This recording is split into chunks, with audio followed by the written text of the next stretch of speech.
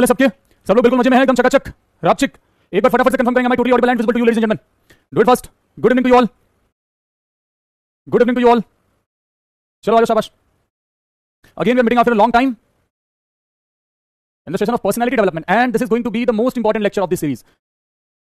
Most important इसलिए क्योंकि this is going to be totally based on what the things that you need to prepare for SSB in your day to day life. No doubt आप बाद में जाकर 21 दिन की coaching लेते हो, 20 दिन की कोचिंग लेते हो, बट ये सारी चीजें अगर आप लाइफ में करोगे तो कहीं ना कहीं डे टू डे लाइफ में करोगे तो कहीं ना कहीं it will help you to grow as a person and you will come and every day you will come closer to your goal.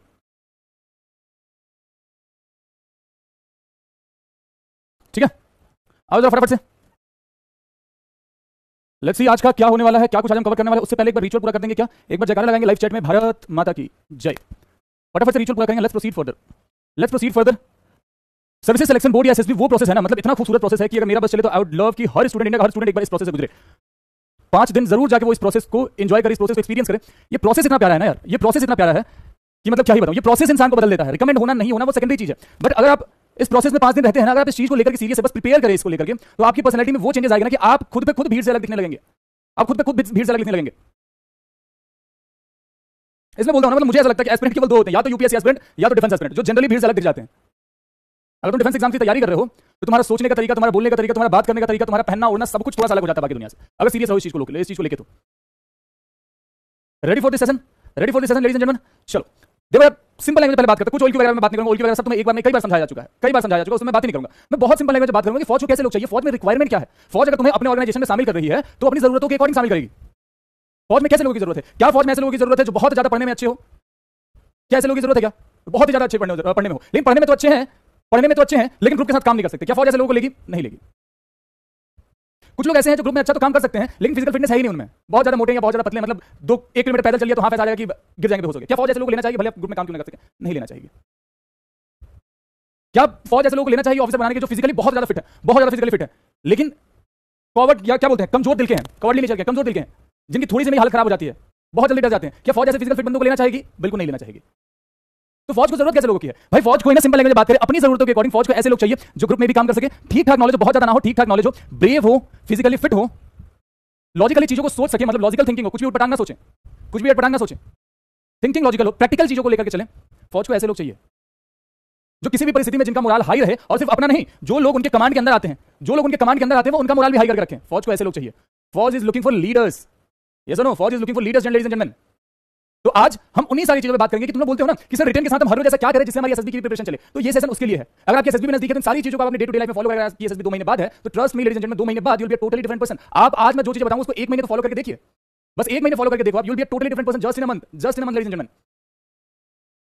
Will change you totally, change you totally. देखिए सबसे पहले किस चीज की बात करेंगे, मेंटल प्रिपरेशन पे। फौज में अगर अफसर बनना है तो हमें अपने फिजिकल फिटनेस के साथ मेंटल फिटनेस पे भी काम करना पड़ेगा। सब कुछ जो भी चीजों में मैंने बात करा, जितने भी ऑल क्यूज हैं वो 15 सब इन 2 में कंबाइन हो जाते हैं, physical fitness and mental fitness. कहीं पे मेंटल टफनेस की जरूरत है, कहीं पे फिजिकल टफनेस की जरूरत है। हमें अपने अंदर दोनों चीजें इनकलकेट करनी पड़ेंगी, हमें अपने चीजें वो हमें अंदर वो दोनों चीजें इनकलकेट करनी पड़ेगी, मेंटल फिटनेस भी और फिजिकल फिटनेस भी। तो सबसे पहले बात करते हैं कि मेंटल प्रिपरेशन क्या होना चाहिए।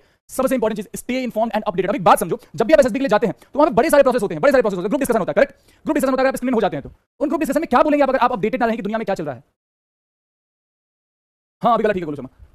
अब अपडेटेड नहीं रहेंगे तो उस ग्रुप डिस्कशन में आप बोलेंगे क्या, आपके पास तो नॉलेज ही नहीं, आपके पास तो फैक्ट्स ही नहीं है।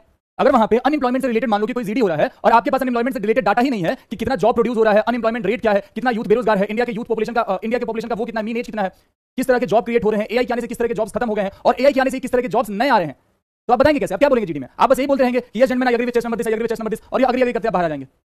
तो इसलिए मेरे भाई ये बहुत जरूरी है कि आप खुद को इन्फॉर्म रखें और अपडेटेड रखें। अब अपडेट रखने के लिए, इन्फॉर्म रखने के लिए क्या कर सकते हैं, keep yourself updated with current affairs, national and international news and development in defence and military affairs. ये तुम्हारे लिए बहुत ज्यादा जरूरत हो सकता है, किसी और एस्पिरेंट के लिए, किसी और आम नागरिक के लिए जरूरी हो ना हो, किसी और आम नागरिक के लिए जरूरी हो ना हो, but defence and military affairs तुम्हारे लिए बहुत इंपॉर्टेंट है, क्योंकि at the end of the day तुम्हें इसी ऑर्गेनाइजेशन में जाकर के काम करना है। तुम्हें ये पता होना चाहिए कि अभी रिसेंटली इंडियन आर्मी की कौन सी मिलिट्री एक्सरसाइज हुई है, तुम्हें ये पता होना चाहिए कि अभी इंडियन एयरफोर्स की कौन सी मिलिट्री एक्सरसाइज हुई है, तुम्हें ये पता होना चाहिए कि इंडियन एयरफोर्स में नया एयरक्राफ्ट कौन सा आया है, उसके कॉन्फ़िगरेशंस क्या क्या है, उसके फीचर्स क्या क्या है, वो कैसे बाकी एयरक्राफ्ट से डिफरेंट है। तुम्हें ये अच्छे से पता होना चाहिए कि इंडियन आर्मी में नया वेपन कौन सा आया है, उस वेपन को बनाने वाले लोग क्यों और हमें उस वेपन की जरूरत क्यों है और वो वेपन हमें हेल्प कैसे करेगा। ये सब कुछ तुम्हारे दिमाग में होना चाहिए, किसी और कुछ से मतलब नहीं है, तुम्हें जरूर मतलब होना चाहिए डिफेंस एंड मिलिट्री अफेयर्स से, बहुत जरूरी है। पढ़ेंगे कैसे मेरे भाई, पढ़ेंगे कैसे मेरे भाई, follow reputed source and newspapers. Newspaper अगर फॉलो कर पा रहे हैं तो बहुत अच्छी बात है। अगर तुम्हारे दिमाग में आएगा सर कौन सा न्यूज़पेपर फॉलो करें, तो मैं 2 ही न्यूज़पेपर बोलूंगा, इनसे बेस्ट कुछ नहीं होता। मतलब मुझे जहां तक लगता है एक आप फॉलो कर सकते हैं द हिंदू और दूसरा फॉलो कर सकते हैं इंडियन एक्सप्रेस, दूसरा फॉलो कर सकते हैं इंडियन एक्सप्रेस। यही दो वो बेस्ट न्यूज़पेपर मुझे जो लगे, जो मुझे पसंद है, द हिंदू और इंडियन एक्सप्रेस, ये बेस्ट है। आप दोनों में से कोई भी फॉलो कर सकते हैं, बहुत अच्छे न्यूज़पेपर्स हैं ये, ठीक है, आप इसको फॉलो कर सकते हैं। आगे हम बात करें मेंटल प्रिपरेशन के लिए और किन चीजों पे काम करें, तो मेरे भाई आप काम कर सकते हैं रीजनिंग एंड एनालिटिकल स्किल्स पे। अब रीजनिंग एंड एनालिटिकल स्किल्स का जरूरत क्यों है बाबू? जब पहले दिन आप एसएसबी के लिए वहां पे अपीयर करते हैं ना, जब पहले दिन आप अपीयर करते हैं तो आप एक टेस्ट के थ्रू गुजरते हैं जिसको बोला जाता है OR, officers intelligence rating test. Officers intelligence rating test समझिए क्या? उसमें आपको रीजनिंग के सवाल सॉल्व करने पड़ते हैं, तो रीजनिंग इसलिए बहुत ज्यादा जरूरत हो जाती है। जैसे इस तस्वीर से आप समझ सकते हैं कि आपके पास कोई एक प्रॉब्लम आया, आपके पास कोई एक प्रॉब्लम आया, आपने उसको एनालाइज किया हर तरीके से, 3D फॉर्म में उस प्रॉब्लम को एनालाइज किया कि अगर मैं इस डायरेक्शन में जाऊंगा तो ये पॉसिबिलिटीज है, अगर इस डायरेक्शन में जाऊंगा तो ये पॉसिबिलिटीज है, अगर मैं सीधे जाऊंगा तो ये सारी पॉसिबिलिटीज है। ठीक है, आपने हर तरीके से प्रॉब्लम को एनालाइज किया, फिर आपने जाकर के बेस्ट रास्ता चुना कि यार इधर वाला रास्ता थोड़ा ज्यादा इजी लग रहा है, बहुत आसानी से काम हो सकता है, तो हम इसको लेकर चलेंगे। आपने प्रॉब्लम देखा, आपने एनालाइज किया, और फिर लास्ट में आप जाकर के आप कहां पे पहुंच रहे हैं, सॉल्यूशन पे पहुंच रहे हैं। It's not only about solving reasoning question, it's all about practising it in day to day life. अगर आपके पास कोई ऐसा सिचुएशन क्रिएट हो रहा है, कुछ ऐसा कंडीशन क्रिएट हो रहा है अगर आपके पास, तो आप उसे प्रॉब्लम की तरह आपने लिया, उसको फिर आपने एनालाइज किया, उसके हर कंडीशन को, हर प्रोस एंड कॉन्स को, और लास्ट में आप सॉल्यूशन पे पहुंच रहे हैं।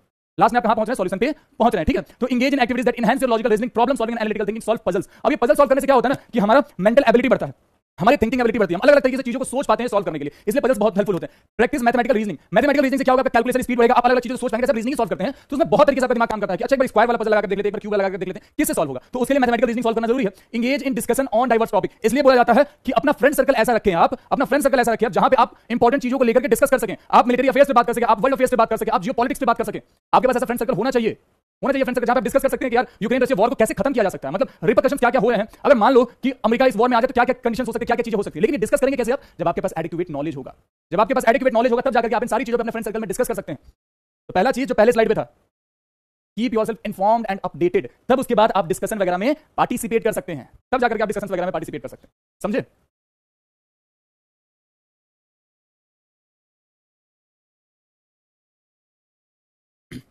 थोड़ा और आगे बढ़े, थोड़ा और आगे बढ़े। मैं पहले दिन से बोल रहा हूं कि book reading is one of the finest hobby that you can have. पहले दिन से ये बात समझा रहा हूं कि बुक रीडिंग इज समथिंग जो तुम्हें बहुत बहुत ज्यादा हेल्प कर सकती है, बहुत ही ज्यादा हेल्प कर सकती है। तुम अगर इंग्लिश की किताबें पढ़ रहे हो, इंग्लिश नॉवेल्स पढ़ रहे हो मेरे भाई, तो क्या होगा कि वहां पे तुम्हारी वोकैबुलरी भी डेवलप हो रही है, तुम्हारा कम्युनिकेशन स्किल भी डेवलप हो रहा है, तुम नए वर्ड्स सीख रहे हो, तुम्हारे ग्रामर्स ठीक हो रहे हैं। ये सुनो, हर चीज पे काम होगा, डायरेक्टली इनडायरेक्टली हर चीज पे काम होगा। इसलिए बुक रीडिंग बहुत ज्यादा हेल्पफुल है, बहुत ही ज्यादा हेल्पफुल है। तुम्हारे चॉइसेस की बुक किस तरीके होनी चाहिए मेरे भाई? Reading books on leadership, military strategies and inspirational biography. Military strategies बहुत सारी बुक, गूगल करना बहुत सारे बुक मिल जाएंगे, तुम उनमें से कोई भी किताब मंगाओ, कोशिश करके हार्ड कॉपी से पढ़े, सॉफ्ट कॉपी से नहीं, सॉफ्ट कॉपी से पढ़ा नहीं होता। कोई हार्ड कॉपी किताब मंगाओ, उसको थॉरली पढ़ो, रट जाओ, चेप जाओ पूरा, मतलब रट जाओ क्या, एक एक लाइन बाय लाइन उसको पढ़ो और मार्क कर करके पढ़ना, ऐसे नहीं कि पढ़ते जा रहे हैं छोड़ते जा रहे हैं, मार्क करके पढ़ेंगे आप उसको, हाईलाइट करते हुए चीजों को पढ़ेंगे। कोई नया वर्ड देखा उसको हाईलाइट करते उसकी मीनिंग देखी, तो नया तुम्हारे पास कुछ चीज भी आया। रीडिंग बुक्स ऑन लीडरशिप से रिलेटेड बुक्स को पढ़ेंगे। अब लीडरशिप इन द सेंस कि वो एमएलएम वाली लीडरशिप नहीं, मल्टी लेवल मार्केटिंग की बात नहीं कर रहा हूं मैं। Multi hello good morning good idiom level सबके निकलेंगे, उस लीडरशिप की बात नहीं कर रहा मैं, लेवल सबके निकलेंगे। मैं बात कर रहा हूं मिलिट्री लीडर्स की, जैसे या फिर कोई पॉलिटिकल लीडर की आप कहानी पढ़ सकते हैं जिसने एज अ लीडर खुद को प्रोजेक्ट किया है, एज अ लीडर खुद को प्रोजेक्ट किया है, जिसके पीछे दुनिया पागल। आप चाहे तो भगत सिंह की कहानी पढ़ सकते हैं, आप उनके लाइफ से इंस्पिरेशन ले सकते हैं, आप चाहे तो नेताजी सुभाष चंद्र बोस की कहानी पढ़ सकते हैं। दे वर पॉलिटिकल लीडर्स, बट उन्होंने सामने खुद को लीडर के तौर पे प्रोजेक्ट किया था, उन्होंने किसी ने बनाया नहीं था, वो खुद बने थे। यहां पे एक चीज आप देख रहे हैं, इंस्पिरेशनल बायोग्राफीज। बायोग्राफीज पढ़ना क्यों इंपॉर्टेंट हो जाता है तुम्हें बताता हूं। हम सबके पास एक ही लाइफ है, हम सबके पास एक ही लाइफ है, बट अगर हम 6 बायोग्राफीज पढ़ लेना किसी इंसान की, अलग अलग व्यक्ति की 6 बायोग्राफीज पढ़ ले, तो होगा क्या कि हमने उन 6 का जीवन देख लिया कहीं ना कहीं, हमें यह पता चल गया कि उस इंसान के स्ट्रगल क्या था, उस इंसान की लाइफ में मिस्टेक्स क्या थे, समझे, उस इंसान ने कैसे उन चीजों को ओवरकम किया। तो वैसा कोई सिचुएशन हमारे पास भी क्रिएट होगा तो हम बड़ी आसानी से ओवरकम कर सकते हैं, हम बड़ी आसानी से ओवरकम कर सकते हैं। तो होगा क्या, इस एक लाइफ में हमने टोटल 7 लाइफ जी लिया, इस एक ही लाइफ में हमने 7 जीवन जी लिए मेरे भाई। इसलिए इंस्पिरेशनल बायोग्राफीज पढ़नी बहुत जरूरी है। बट बायोग्राफीज पढ़नी किसकी है वो डिसीजन तुम्हारा होना चाहिए। अब किसी छपरी की बायोग्राफी पढ़ेंगे तो छपरी बन जाएंगे। लीडर्स की पढ़िए, छत्रपति शिवाजी महाराज की पढ़िए, महाराणा प्रताप की पढ़िए, सुभाष चंद्र बोस की पढ़िए, भगत सिंह की बायोग्राफी पढ़िए, कैप्टन विक्रम बत्रा के बारे में पढ़िए, कैप्टन मनोज पांडे के बारे में पढ़िए। तो होगा क्या कि आप उनकी लाइफ की चीजों को अपने अंदर इनकलकेट कर पाएंगे। इसलिए बायोग्राफी जरूरी है पढ़नी है कि आप एक लाइफ में 6-7 जीवन जी सकते हैं। समझे समझे, ये बहुत जरूरी है। Practice verbal and non verbal communication. अब कम्युनिकेशन स्किल्स में हमने प्रॉपर क्लास ही करी थी, अगर आपको ध्यान में होगा मेरे भाई, तो कम्युनिकेशन स्किल्स पे एक प्रॉपर क्लास ही हमने करी थी जिसमें हमने ये देखा था कि वर्बल कम्युनिकेशन क्या होते हैं, नॉन वर्बल। डॉली चाय वाले की चल रहे डॉली चाय वाले की बायोग्राफी पढ़ेंगे। तो वर्बल और नॉन वर्बल कम्युनिकेशन प्रैक्टिस करना बहुत ज्यादा जरूरी है, बहुत ही ज्यादा जरूरी है। वर्बल नॉन वर्बल कम्युनिकेशन कैसे करना उस क्लास में सब बताया था। अगर आपके पास कोई नहीं है जिसके साथ आप प्रैक्टिस करें तो भाई वीडियोस रिकॉर्ड करिए आप खुद के, उसमें आप देखिए कि आपकी फ्लुएंसी कहां मार खा रही है, आपका प्रोनाउंसिएशन कहां खराब हो रहा है, कहां पे आपको पिच अपनी हाई रखनी थी, कहां पे पिच लो रखनी थी, कहां पे वॉइस मॉड्यूलेशन की जरूरत है। ये वॉइस मॉड्यूलेशन पे काम कौन करेगा? आप ही कर सकते हैं वॉइस मॉड्यूलेशन पे काम, समझे। इस वॉइस मॉड्यूलेशन पे आप ही काम कर सकते हैं मेरे भाई। तो आपको ये करना पड़ेगा, work on improving your communication skills both verbal and non verbal. Practice speaking clearly and confidently, practice speaking clearly and confidently, work on body language, gestures and postures. इन सब पे बहुत डिटेल में बता चुका हूं, वापस यहां पे नहीं बताने वाला कि बॉडी लैंग्वेज और पोस्चर जेस्चर का इफेक्ट क्या होता है, आप कैसे बैठ रहे हैं, कहीं पे कैसे खड़े हैं, कैसे किसकी आंखों में आंखें डाल के बात कर रहे हैं, आई कांटेक्ट कैसे कर रहे हैं, ये सब कुछ बहुत ज्यादा मैटर करता है, बहुत ही ज्यादा मैटर करता है। तो इस पे जो हमने क्लास करी थी, अगर आपको सीखनी है वो चीजें तो आप वहां पे जाकर के उस क्लास को वापस से देख लेते हैं। मेंटल प्रिपरेशन के बाद बहुत इंपॉर्टेंट, पार्टिकुलरली फौज के लिए फिजिकल प्रिपरेशन, ये बहुत ही ज्यादा इंपॉर्टेंट है। फिजिकल फिट होना सबके लिए जरूरी है, बट फौज के लिए मैंडेटरी है। यहां तो होना पड़ेगा, यहां तो होना ही पड़ेगा फौज के लिए, आपको फिजिकली फिट होना ही पड़ेगा। अब बहुत ज्यादा मोटे या पतले नहीं हो सकते, है कि नहीं। अगर कोई सरकारी बाबू है ऑफिस में काम करने वाला तो एक बार उसका फिटनेस लेवल कम भी रहता तो चल जाएगा, लेकिन आपके लिए नहीं चलेगा। आपका फिटनेस लेवल टॉप नॉच होना चाहिए। और कहते हैं कि हेल्दी माइंड, हेल्दी माइंड क्या बोलते हैं, हेल्दी माइंड कुछ ऐसा होता है ना कि healthy mind live in a healthy body, इस टाइप का कुछ कोट होता है।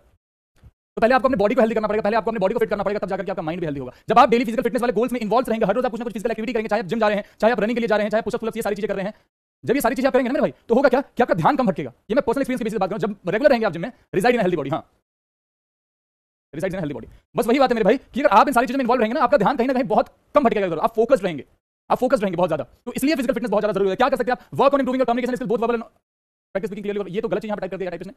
फिटनेस रूटीन में ये कहां से आ गया?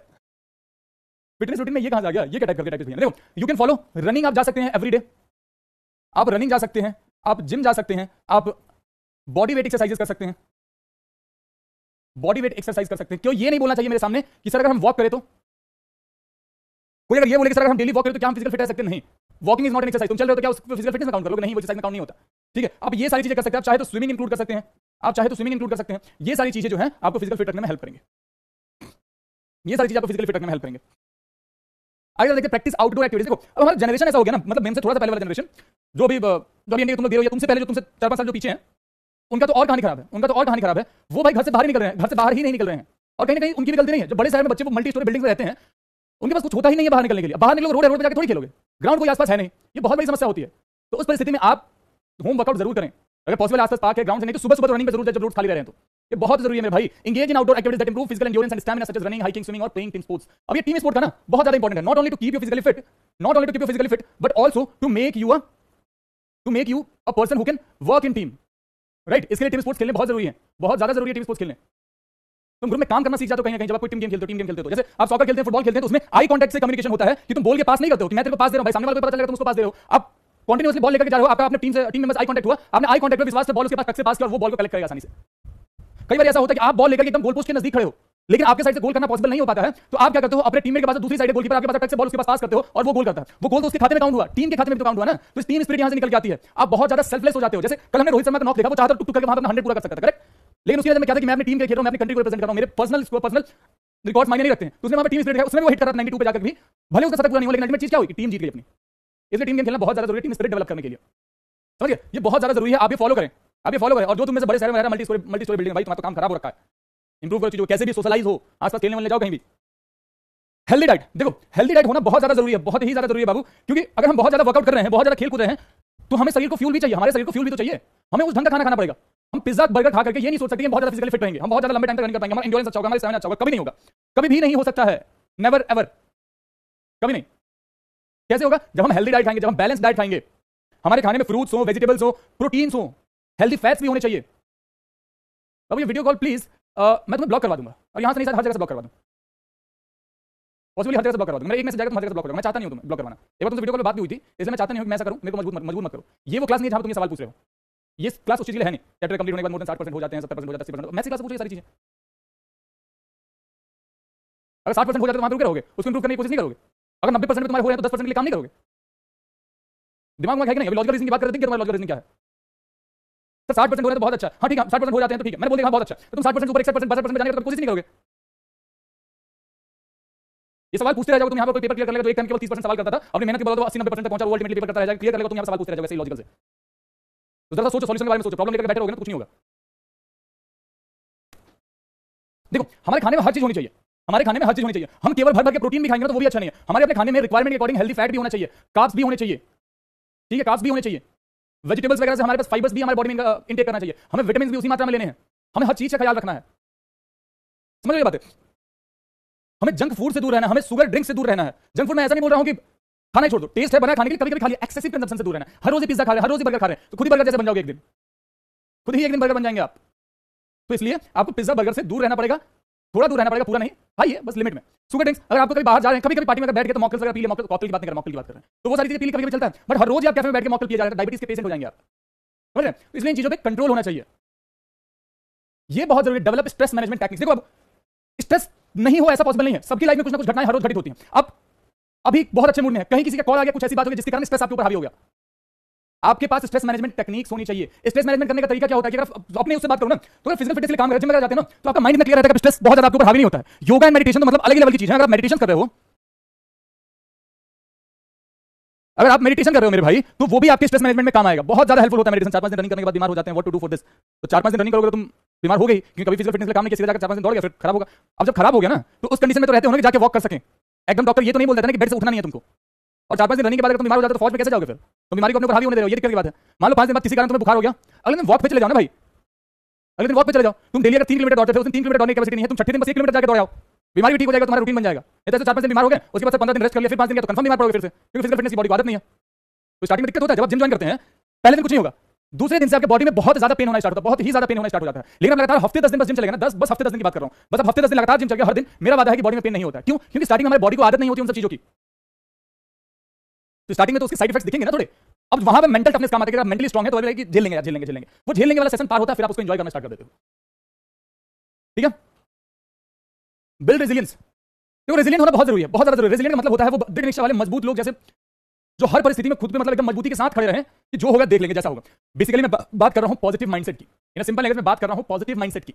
अगर आप हर परिस्थिति में पॉजिटिव रहने का ट्राई करें, हर परिस्थिति में पॉजिटिव रहने का ट्राई करें, तो आप किसी भी परिस्थिति को ओवरकम कर जाएंगे। हर नेगेटिव चीज में कुछ ना कुछ पॉजिटिव छिपा हुआ रहता है, हर नेगेटिव चीज में कुछ ना कुछ पॉजिटिव छिपा हुआ रहता ही है। आप ढूंढे तो सही उसको, ढूंढने के लिए बस एक नजर चाहिए, उस अलग नजरिए से देखना पड़ेगा। अगर आपने उस हिसाब का नजरिया रखा मेरे भाई, तो बहुत आसानी से आप पॉजिटिव चीजों को देख पाएंगे। समझ गए? आप सेटबैक्स को हैंडल करना आना चाहिए, मतलब जरूरी नहीं है ना कि हर बार सक्सेस मिल जाए। जैसे आपने अगर इंडिया का पेपर दिया, हो सकता है उसमें क्लियर ना हुआ हो, अगर उस समय आप कमजोर पड़ के छोड़ देते, अगली बार तैयारी नहीं करेंगे तो फिर तो कंफर्म है कि पेपर क्लियर नहीं होगा ना। तो सेटबैक से सीख लेनी है कि यार ठीक है मैंने कुछ गलती की होगी, ये वाला पोर्शन कवर नहीं किया था, इन चीजों को ढंग से प्रैक्टिस नहीं किया था मैंने, तो इसके कारण शायद मेरा पेपर रह गया। अगली बार हम सारी चीजों पर काम करेंगे, पेपर क्लियर कर लेंगे। तो हमने पॉजिटिव चीज में क्या देखा कि भाई अब इस बार मेरे को जीरो से प्रिपेयर नहीं करना है, अब मैं एक प्लेटफॉर्म पे खड़ा हूं, मुझे यहां से बस छलांग लगानी है। इसलिए बोलता हूं हर नेगेटिव चीज में कुछ ना कुछ पॉजिटिव होता ही होता है, बस वो ढूंढने की जरूरत है। तो वही cultivate a positive mindset and build resilience to handle setbacks and challenges, learn from failures, बहुत important, learn from failures and use them as opportunity for growth. पहले इन सब चीजों पे बात कर चुके हैं हम, learn from failures and use that as opportunity for growth. वही वाली बात, अगर आप एक बार रिटर्न में फेल होते हैं तो अगली बार आपको जीरो से प्रिपरेशन नहीं करनी है, आप एक स्टेबल एक स्ट्रॉन्ग प्लेटफॉर्म पे खड़े हैं, बस वहां से छलांग लगानी है आपको। समझ गए? ये बहुत इंपॉर्टेंट है, बहुत ही ज्यादा इंपॉर्टेंट। ये वो चीज है ना भाई, डेली गोल्स, ये वो चीज है जिसका फायदा तुम्हें लॉन्ग टर्म में समझ आता है। जैसे सिंपल लैंग्वेज में बात करें तो अगर आपसे रनिंग नहीं होती तो पहले दिन क्या वॉक किया, दूसरे दिन क्या स्पीड वॉक किया, तीसरे दिन क्या जॉगिंग करी, अगले दिन क्या थोड़ा सा अपना स्पीड बढ़ाया, ठीक है। या फिर अगर मुश्किल से आप आधा किलोमीटर दौड़ पाते हो, पहले दिन आधा किलोमीटर, दूसरे दिन आधा किलोमीटर जाएंगे, धीरे धीरे 500 मीटर से 600 मीटर पहुंचेंगे, 700 मीटर पहुंचेंगे, फिर एक दिन 1 किलोमीटर पहुंचेंगे, 1.5 किलोमीटर पहुंचेंगे। तो आपके डेली के गोल्स सेट होने चाहिए, छोटे छोटे छोटे गोल सेट होने चाहिए, अचीव होने वाले गोल सेट होने चाहिए। इन सब पे बात हमने करी थी कि आप लो कॉन्फिडेंस तभी फील करते हैं, आपका कॉन्फिडेंस डाउन तभी होता है जब आपने गोल्स बहुत बड़े सेट कर रखे होते हैं जो अचीव करना ही पॉसिबल नहीं होते हैं। आप हर रोज छोटे छोटे गोल सेट करो, यार मेरे को इतना पढ़ाई करनी है और जाकर के सुबह में इतनी रनिंग करके आनी है, तो वो डेली गोल्स का जो सेटअप है ना मेरे भाई, तुमको बहुतों से आगे लेकर जाएगा। जब तुम देखोगे और कंपेयर करोगे आज का मंडे और अगले वीक का मंडे, तो तुम्हें अपने में फर्क दिखेगा कि एक लड़का जो रात सुबह के 8 बजे तक सोता था, आज मंडे को या संडे को भी सुबह 6 बजे वो उठ के रनिंग के लिए जा रहा है। समझे? तो बस एक हफ्ते में तुम्हारे अंदर वो फर्क दिखने लगेगा। जब छोटे छोटे गोल सेट करोगे ना भाई, उसका लॉन्ग टर्म में इतना ज्यादा बेनिफिट होता है कि मतलब क्या ही बोले। Plan your day, include activities that contribute to your SSB preparation, goal set specific achievable targets for each day. SSB preparation के लिए जो भी गोल्स, जो भी चीज हेल्प कर रही है अपने डेली टारगेट में डालो। जैसे कि न्यूज़पेपर तुम्हारे लिए हेल्प कर रहा है तो न्यूज़पेपर अपने हैबिट में डालो, न्यूज़पेपर पढ़ना है। बुक रीडिंग अपने डेली प्लान में डालो कि डेली का मुझे 10 पन्ना पढ़ना है, जो भी अपने अकॉर्डिंग बुक रीडिंग डालो। एनडीए की तैयारी अगर कर रहे हो, रिटन पार्ट में हो तो 70 क्वेश्चन या 50 क्वेश्चन लेट्स से अचीवेबल गोल, तो 50 क्वेश्चन मैथ्स के डाल लो, जीएटी का कुछ पोर्शन हर रोज डाल लो, ठीक है। तो ऐसे करके मेरे भाई, और साथ में फिजिकल फिटनेस के लिए रनिंग डाल लो, जो भी करना है, रनिंग जिमिंग जो भी है अपने गोल्स में डालो, अपने डे को प्लान करो, खुद को टारगेट दो कि आज तुझे ये सारे काम करने ही करने हैं। जब खुद को टारगेट दोगे ना मेरे भाई, और वो टारगेट अचीव होने के बाद जब खुद को छोटे छोटे तोहफे दोगे, खुद की जब पीठ थपथपाओगे कि yes you did a commendable job, तब तुम आगे के लिए खुद पे खुद मोटिवेट होते जाओगे। और जब तुम खुद को आज से और 10 दिन बाद से कंपेयर करोगे मेरे भाई, तो तुम देखोगे कि तुम आज में और तुम्हारे 10 दिन में कितना ज्यादा फर्क दिख रहा है, कितना ज्यादा फर्क दिख रहा है। तुम जहां मुश्किल से 10 सवाल करते थे, 10 दिन बाद तुम एक दिन में 60 सवाल 70 सवाल कर रहे हो। तुम आज जहां मुश्किल से 200 मीटर भाग रहे हो, शायद 10 दिन बाद तुम 500 मीटर 600 मीटर भाग रहे होगे। लेकिन कब? जब तुम आज से स्टार्ट करोगे, जब तुम आज से इन चीजों को करना स्टार्ट करोगे, तब जाकर के तुम 10वें दिन में फर्क देख पाओगे। अदरवाइज वो 10वां दिन तुम्हारा पहला दिन बन के रह जाएगा। तो अपना टाइम वेस्ट मत करो सोचने में कि कल से करेंगे, कल से करेंगे। कल कभी आता ही नहीं है, कल कभी नहीं आता है। जब तुम एक्सक्यूज फाइंड करते रहोगे कि आज ये एक्सक्यूज है, वो एक्सक्यूज है, आज घर पे मेहमान आ गए हैं तो कल से पढ़ लेंगे, आज मम्मी घर पे नहीं है तो खाना बनाना है कल से कर लेंगे, तो मेरे भाई दिक्कत में फंसते ही रहोगे, दिक्कत में फंसते ही रहोगे, कभी नहीं हो पाएगा। समझे? तो तुम्हें एक्सक्यूजेस नहीं ढूंढने हैं, तुम्हें एक्सक्यूज ढूंढने की जरूरत नहीं है, तुम्हें जरूरत किसी की, तुम्हें सॉल्यूशन ओरिएंटेड बनना है, तुम्हें प्रॉब्लम्स का सॉल्यूशंस ढूंढने हैं। समझ रहे हो? These are the things. Maintain discipline, फौज के लिए डिसिप्लिन बहुत ज्यादा जरूरी है, और फौज में जाने के लिए उतना ही ज्यादा जरूरी है। नो मैटर कि तुम्हें कोई देख रहा है या नहीं देख रहा है। इंटीग्रिटी की एक बात हमने करी थी, याद है? Doing good things even if nobody is watching. Integrity का मतलब क्या होता है कि doing good thing even if nobody is watching. Discipline भी समझो तो वही है। अगर हमारे माथे पे बंदूक रख के कोई हमसे सारा काम करवाए तो वो डिसिप्लिन थोड़ी है। डिसिप्लिन तो तब होता है कि जब कोई देख भी नहीं रहा है। डीआईवी प्लीज टेल, फोन से दूर कैसे रहें। देखो फोन से दूर रहने का तरीका मैंने बताया था, फोन के सारे नोटिफिकेशन साइलेंट कर दो। फोन को जितना हो सके जब तुम पढ़ाई करने बैठ रहे हो, अगर तुम फोन से पढ़ाई नहीं कर रहे हो तो फोन को दूसरे कमरे में फेंक करके आ जाओ, या तुम्हारा स्टडी टेबल यहाँ है, फोन को कहीं दूर रख दो। समझे? सारे नोटिफिकेशन म्यूट करके, सारे नोटिफिकेशन म्यूट करके रख दो दूर कहीं। रात में जब तुम्हारा सोने का टाइम बना, जब शेड्यूल बना, तो मान लो रात के 11 बजे तुम्हारा सोने का टाइम है, तो रात के 10 बजे तुम अपना फोन साइड में रख दो। 10 बजे के बाद, 10 बजे के बाद तुम फोन यूज करोगे नहीं। 10 बजे के बाद तुम्हारा फोन खत्म हो जाना चाहिए, साइड में फेंक होना चाहिए। रात में तुम 10 बजे के बाद तो 1 घंटे क्या करेंगे? 1 घंटे बुक रीडिंग करते सो जाओ। समझ गए? फोन पे निर्भरता कम करो। इसलिए बोलता हूं हार्ड कॉपीज पढ़ना स्टार्ट करो। फोन में पीडीएफ रखोगे तो ना चाहते हुए तुम्हें अपने फोन का यूज करना पड़ेगा, और ना चाहते हुए तुम फिर कुछ ना कुछ दूसरी चीजें खोल लोगे। जैसे कोई एक वर्ड, किसी वर्ड का मीनिंग ढूंढना है तो उसको गूगल का सहारा मत लो। Keep a dictionary with you, keep a dictionary with you. Phone में गूगल पे तुम डिक्शनरी वो मीनिंग खोलने जाओगे, यूट्यूब खोल के बैठ जाओगे, इंस्टाग्राम में सॉल्व करने लगोगे, तो वो डिक्शनरी में जाकर ढूंढो, ना कि गूगल पे। समझ गए बात? डिक्शनरी का यूज करो, डिपेंडेंसी कम करो फोन पे, जरूरत कम करो। फोन का यूज मेजरली फोन पे बात करने के लिए करो। अगर तो पढ़ाई की वीडियो देखनी, if you have laptop better to use laptop. भले थोड़ी मेहनत करना पड़ेगा, लैपटॉप ऑन करना पड़ेगा, अनफोल्ड करना पड़ेगा वगैरह, लैपटॉप का यूज करो अगर है तो। ये सारी चीजें समझ गया? Develop discipline routine that include study, physical exercise and relaxation, stick to schedule to maximise productivity and preparation. देखो हमने स्टडी पे बात कर ली थी, फिजिकल एक्सरसाइज से बात करी थी, हमने इस पे बात नहीं करी, रिलैक्सेशन। रिलैक्सेशन भाई एक बात समझो, जैसे सिंपल लैंग्वेज, अगर हमारे पास बाइक है कोई, हमारे पास अगर कोई बाइक है, हम बाइक चलाते हैं तो टाइम टाइम उसकी सर्विसिंग कराते हैं कि नहीं कराते हैं? अगर बिना सर्विसिंग के रेगुलरली उसको रगड़ते जाएंगे, चलाते क्या होगा, इंजन खराब हो जाएगा, गाड़ी बंद हो जाएगी, फेंकनी पड़ेगी। सिमिलर विद बॉडी, हमें हर रोज हमारी बॉडी को रिलैक्सेशन की जरूरत होती है, हमारे हर रोज हमारी बॉडी को सर्विसिंग की जरूरत होती है। मतलब खुद को टाइम दो इतना कि तुम्हारी बॉडी रिकवर कर सके। अगर आप जिम जाते हैं, रनिंग वगैरह करते हैं, तो आपकी बॉडी को इतना रिलैक्स मिलना चाहिए, आप लिमिटेड जरूर सोएं कि आपकी बॉडी रिकवर कर सके। आप दिन में 3 घंटे सो रहे हैं और बाकी सारे काम कर रहे हैं तो नहीं हो पाएगा। आप 5 घंटे 6 घंटे सोइए जरूर, आपकी बॉडी रिकवर कर सके, आपका दिमाग अच्छे से चल सके। रिलैक्स करने के भी तरीके होते हैं, रिलैक्स करने का तरीका जरूरी नहीं कि सो जाएं। रिलैक्स करने का तरीका हो सकता है book reading is a kind of relaxation, reading poetry is a kind of relaxation. ये सुनो, तो ये सारी चीजें रिलैक्सेशन की एक्टिविटीज भी अपने गोल्स में जरूर सेट करें, जरूर डालें। केवल खुद को इतना पैक ना कर दे कि आप खुद को ही घुटन होने लगे उस रूटीन में। रूटीन वो बनाए जिसको आप एंजॉय कर सकें। इसका मतलब ये नहीं एंजॉय के तो बता नहीं सकते क्या हमको मजा आता है, नहीं वैसा रूटीन नहीं। तो मतलब वो रूटीन जिसको आप लॉन्ग टर्म में फॉलो कर सके, आप खुद को उसमें जकड़े हुए ना महसूस करें। आपके पसंद की एक्टिविटीज भी उसके अंदर होनी चाहिए। वो रिलैक्सेशन आपके बॉडी को, आपके माइंड को मिलना चाहिए। जब वो मिलेगा आपकी बॉडी को, तभी जाकर के कि आप डिसिप्लिन को मेंटेन कर पाएंगे, लॉन्ग टर्म में उस चीज को लेकर के चल सकते। समझो, डेली प्रैक्टिसेस वही बात है ना कि जब मैं बोलता हूं कि जरूरी नहीं कि तुम एक दिन में 15 घंटे पढ़ो, भाई तुम हर रोज 4 घंटे 5 घंटे पढ़ो, बट रेगुलरिटी के साथ पढ़ो, कंसिस्टेंसी के साथ पढ़ो। ऐसा नहीं कि एक दिन पढ़ लिया 12 घंटा और बाकी किसी दिन किताबें नहीं छुआ, ऐसा नहीं। हर रोज 2 घंटे 3 घंटे रेगुलरली पढ़ो। रेगुलरिटी जरूरत है, रेगुलरिटी जरूरी है। और तुम्हारे उस रेगुलरिटी में ना इंप्रूवमेंट रहना चाहिए। क्या होना चाहिए उस रेगुलरिटी में? डे टू डे लाइफ के साथ इंप्रूवमेंट होना चाहिए। इंप्रूवमेंट कैसे आएगा? जब तुम या तो खुद को इंट्रोस्पेक्ट करो, दूसरा तरीका हो सके तुम अपने से बड़ों के, अपने कोचेस के, अपने टीचर्स के फीडबैक मांगो कि सर मैंने ये चीज आपको चेक करने के लिए दी, जरा बता दो कि इसमें क्या इंप्रूवमेंट और किस इंप्रूवमेंट की जरूरत है। ठीक है, अगर एसएसडी के लिए पर्टिकुलर परफॉर्म कर रहे हैं तो आप बीच बीच में अपने दोस्तों को ही मॉक इंटरव्यू देते रहे, तो उससे होगा क्या, दोस्त बताएगा हाँ आज वाला आंसर तो बहुत अच्छा दिया था, इस वाले आंसर थोड़ा और अच्छा कर सकता है, इसमें थोड़ा सा फंसा था तो डे टू डे लाइफ में ये एक्टिविटीज करते रहेंगे। जब हर रोज ग्रुप डिस्कशन करेंगे, मॉक इंटरव्यूज करेंगे, तो ग्रुप डिस्कशन से आपके दोस्त ने कुछ अच्छा फैक्ट बताया, आपने उसको लिख दिया, अगली बार उससे मिलते हुए टॉपिक में आप वो फैक्ट उससे पहले बोल सकते हैं। इंप्रूवमेंट हुआ नहीं हुआ? बिल्कुल हुआ। क्यों हुआ? क्योंकि आपने सुना था, आपने प्रैक्टिस करी थी डे टू डे लाइफ में। ठीक है, डे टू डे लाइफ में प्रैक्टिस करी थी। समझे? Similar with the case of physical fitness, आप जिम जाते हैं, आप वर्कआउट कर रहे हैं, हर रोज काफी टाइम से 10 केजी के डंबल से डंबल कल कर रहे हैं, उससे ज्यादा वेट हो नहीं रहा, तो आप अपने कोच से या सीनियर से जिम में पूछेंगे भैया मैं वेट थोड़ा सा बढ़ाना चाहता हूं, कैसे करूं, आर्म स्ट्रेंथ कैसे बढ़ाऊं, तो वो आपको गाइड करेंगे ये डाइट में शामिल कर, स्टार्टिंग में इस टाइप की एक्सरसाइजेस कर, जिससे क्या होगा आर्म स्ट्रेंथ बढ़ेगा। और आप उस पे काम करें तो 10 से फिर आप जाकर के 15 केजी के डंबल से भी आप कॉल कर सकते हैं। तो डे टू डे लाइफ में जब उन चीजों को आप करेंगे, जब आप लोगों से बेझिझक फीडबैक्स मांगेंगे और उन फीडबैक्स के ऊपर काम करेंगे, तब आपको फर्क है। केवल फीडबैक्स मांग के बैठ जाने से फर्क नहीं पड़ेगा। समझिए बात? स्टे मोटिवेटेड बहुत जरूरी है बाबू। ये हमारी जर्नी है ना जो प्रिपरेशन फेज की, it's a kind of roller coaster ride. कोई दिन बहुत अच्छा जाता है, हम एकदम पीक पे रहते हैं, हर चीज अच्छा होता है उस दिन, क्लास में पढ़ाई अच्छी हुई, सवाल भी बहुत सारे किए, फिजिकल फिटनेस वाला भी काम हो गया, सब कुछ किया, मजा आ गया दिन में। और कोई दिन बिल्कुल ही लो होता है जिसमें ना ही क्लास में पढ़ाई हुई है, ना ही चीजें समझ में आई है, ना ही हम सवाल लगा पा रहे हैं, ना ही सुबह रनिंग गए थे क्योंकि बारिश हो रही थी, कुछ भी कारण हो सकता है, बहुत सारी चीजें हो सकती हैं। तो वो दिन हमारा बहुत डाउन होता है, तो उस समय हमें खुद को मोटिवेटेड रखना पड़ेगा। और वो मोटिवेटेड हम कैसे रखते हैं भाई, पहले भी समझाया था और फिर समझा रहा हूं। वाई, जो भी तुम्हें करना है वो क्यों करना है, अगर इसका स्ट्रॉन्ग रीजन है ना तुम्हारे पास, तो उस रोलर कोस्टर राइड को तुम एंजॉय कर पाओगे। आज नीचे हो तभी तुम मोटिवेट होकर खुद को ऊपर ला सकते हो। Why Indian army, why arm forces, why National Defence Academy. जब तुम्हारे पास इसका आंसर रहेगा, स्ट्रॉन्ग आंसर रहेगा, तुम डीमोटिवेटेड नहीं होगे। Stay motivated through positive affirmations and visualising success. अब ये बताओ, विजुअलाइजेशन में तुम्हें काम करने बोला था ना कि आंख बंद करके खुद को विजुअलाइज करोगे, तुम नेशनल डिफेंस एकेडमी में हो, यूनिफॉर्म पहन रहे हो, बहुत अच्छा कर रहे हो। वो विजुअलाइजेशन तुम्हें मोटिवेट करता है काम करने के लिए। यार जो विजुअलाइज किया वो चाहिए अपने लाइफ में, चाहिए अपने लाइफ में। अट्रैक्ट करो तुम उसको कैसे, फिर उसके बाद तुम मेहनत की ओर जाओगे, मेहनत करना पड़ेगा। तो इन विजुअलाइजेशंस को करो, पॉजिटिव अफर्मेशंस रखो। वही चीज यहां पर लिखिए, keep reminding yourself of your goals and the reason behind your desire to join the armed forces. ये रीजन, ये वाई, ये वो चीज है जो तुम्हारे अंदर की आग को जिंदा रखती है। जिस दिन ये वाई खत्म हो गया ना, या तुम्हारे पास ये रीजन खत्म हो गया ना, आग उसी दिन खत्म हो जाएगी। जब तक तुम्हारे पास रीजन है, जब तक तुम्हारे पास वाई है, तब तक ही तुम्हारे अंदर वो आग जलती रहेगी। ये बात ध्यान रखना। तो इस रीजन को ढूंढो, उसको पकड़ो, और वो रीजन स्ट्रांग होना चाहिए। वो अगर मिल गया मेरे भाई, डिमोटिवेशन कभी नहीं आएगा, हमेशा हाईली मोटिवेटेड रहोगे। बैलेंस स्टडीज रिलैक्सेशन, वही वाली बात। ये बहुत ज्यादा पढ़ रहे हैं, थोड़ा काम एंड कंपोज रहना भी जरूरी है। कैसे रिलैक्सेशन करेंगे? हॉबी से। जो हम फ्री टाइम निकाल रहे हैं अपने पढ़ाइयों के बीच में फोन स्क्रॉल करने से क्या फायदा है? हमारे पास हॉबी होनी चाहिए, बुक रीडिंग से लेकर के, पोएट्री रीडिंग से लेकर के, पोएट्री राइटिंग से लेकर के, पेंटिंग लेकर के, वगैरह वगैरह और सारी चीजें होती हैं। तुम्हारे पास एक अच्छा हॉबी होना चाहिए जो तुम एंजॉय कर सको, जो तुम्हें करने में बहुत ज्यादा खुशी होती हो। ऐसी हॉबीज ढूंढो। अगर तुम बहुत ज्यादा रिगरसली प्रिपेयर कर रहे हो तो खुद को रिलैक्स करने के लिए ऐसे हॉबीज पे भी काम करो। इसलिए एसएसबी में हॉबी के बारे में पूछा जाता है और डिटेल में पूछा जाता है। डिटेल में पूछा, इसलिए हॉबी होनी चाहिए। A well rounded approach helps in maintaining mental freshness and creativity. वही बात है, मेंटल फ्रेशनेस तब बना रहेगा जब आपके अंदर वैरायटी ऑफ चीजों, वैरायटी ऑफ टास्क करोगे। केवल मैथ्स करोगे तो बोर नहीं हो जाओगे। आप क्या करते हो? मैथ्स के साथ जीके भी करते हो ना, कभी इंग्लिश पढ़ रहे हो, कभी साइंस पढ़ रहे हो, जीएस पढ़ रहे हो, तो होता क्या है, तो फ्रेशनेस बरकरार रहते हैं। वही चीज है यहाँ पे। और प्रिपरेशन करोगे तो बोर होगे। इसलिए हर रोज में थोड़ा अपने हॉबी के लिए टाइम निकालो, तो मेंटल फ्रेशनेस बनी रहेगी, आपके अंदर एक नई एनर्जी रहेगी, वरना थक के खत्म हो जाओगे। लास्ट में बस बात यही है, कंक्लूजन अगर बात करें तो यार, कंक्लूजन की अगर बात करें, की पॉइंट क्या है, तुम्हें बता ही चुका हूं कि हर रोज काम करो, हर रोज काम करो, रीजन ढूंढो। वाई पता है सब होगा। फिजिकल फिटनेस के लिए भी काम करना और मेंटल फिटनेस के लिए भी काम करना है। फिजिकल फिटनेस के लिए भी काम करना है और मेंटल फिटनेस के लिए काम करना है। टिप्स फॉर सक्सेस कुछ नहीं है। सक्सेस का कोई टिप्स नहीं हो सकता। अगर आप मेहनत करोगे तो आपको सक्सेस मिलेगी, अगर नहीं करोगे तो कोई रास्ता नहीं, कोई भी रास्ता नहीं। समझे? इनकरेजमेंट, मोटिवेशन क्या है यार? तुम खुद मोटिवेशन हो। जिस दिन तुमने ये रास्ता चुना था ना, तुम खुद दुनिया से अलग हो गए थे। तुम्हारे मोटिवेशन तुम्हारे माँ बाप हैं, और कोई तुम्हें मोटिवेट एक्चुअली नहीं कर सकता। जब तुम देखोगे कि तुम्हारे माँ बाप कितनी मेहनत कर रहे हैं और उनकी आंखों में तुम्हारे लिए कितने सपने हैं, वो चीज तुम्हारे आग को फ्यूल देने का काम करेगी।